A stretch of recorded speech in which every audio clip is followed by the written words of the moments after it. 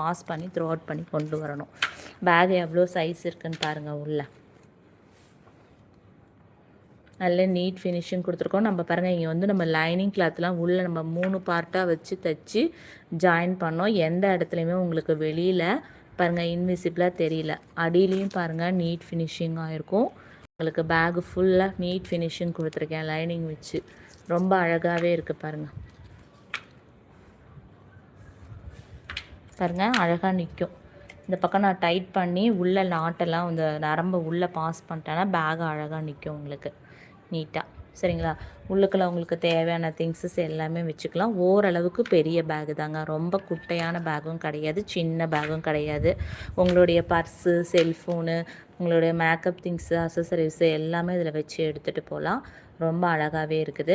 இதுக்கு வந்து நான் ஹேண்டில் வந்து எப்படி போட போகிறேன்னா, இப்படி ஹேண்டில் கையில் பிடிச்சிட்டு போகிற மாதிரியும் ஸ்லிங்கு